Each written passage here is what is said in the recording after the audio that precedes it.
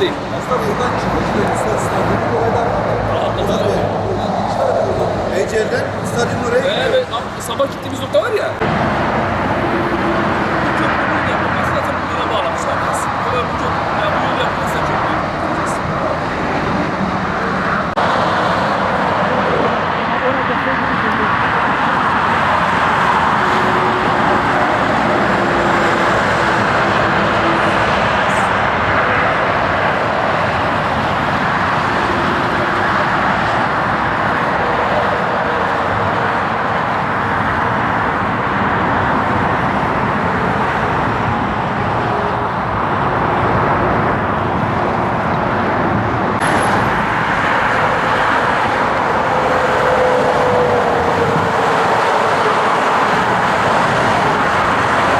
Olarak da yani. Seyhan kadar olamıyor muyuz ya? Ya Seyhan'da her mahalleye girdi çıktı var. Her mahalleye. Kardeşim burada bir tane girdi çıktı var, o da Kozan yolu ya. Akşam olduğu zaman adam buraya geliyor de şeyi sormak için ya. Otobana girişi sormak için buraya geliyor adam. Buradan geri döndürüyorum ben adamı. Yazdık günah. Mükemmel olur. İlçemiz içinde, Adana'mız içinde çok mükemmel olur. Yani buradan şehir hastanesine, güzel Balcalı'ya, Buruk Mezarlığı'na direkt çıkar. Balcalı'ya ulaşır. Buradan giriş çıkış hem halkın gündeminde olur hem de çok işimize yarar yani. Akşamlara Kozan yolunu almıyor trafik mesela.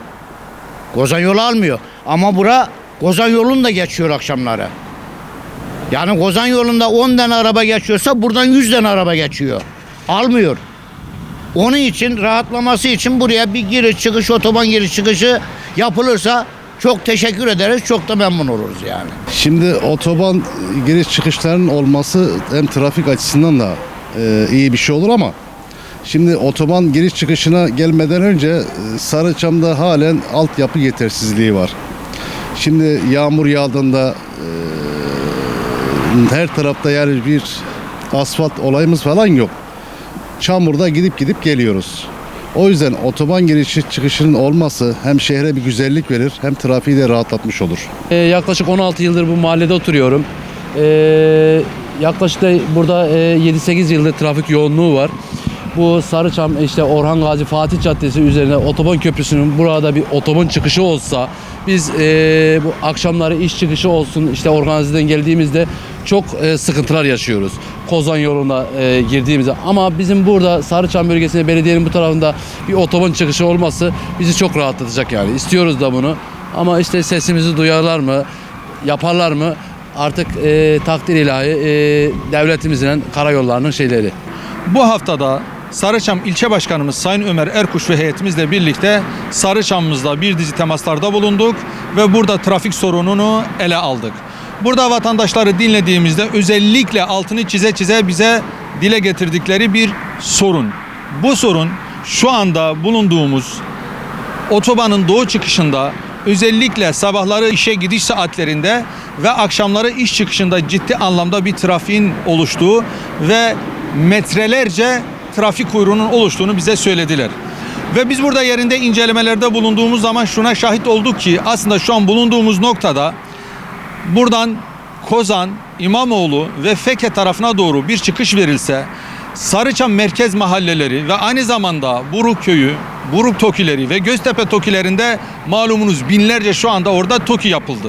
Ve bunu ailelerin fert sayısıyla çarptığımız zaman binlerce vatandaşımızın orada ve şu an Sarıçam merkezde ikamet ettiği ortaya çıkıyor. Ve buradan bir çıkışın verilmesi, burada trafiği rahatlatması açısından büyük bir öneme sahip olacaktır. Ve özellikle bununla birlikte şehirler arası transit geçişleri yapan vatandaşlarımız da bu oluşan trafikten dolayı, dire geçemediklerinden dolayı onlar da bir mağduriyet yaşıyor.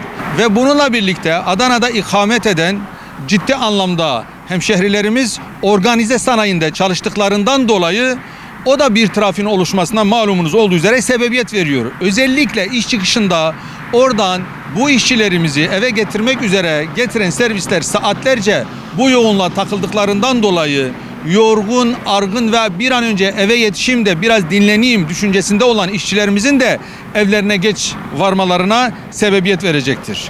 Ve biz buradan karayolları başta olmak üzere tüm ilgili merci ve makamlara sesleniyoruz. Buradan ufak bir dokunuşla ciddi anlamda trafiğin rahatlatılabileceğini söylüyoruz. Hüdapar Adana İl Başkanlığı olarak bu konunun takipçisi olacağız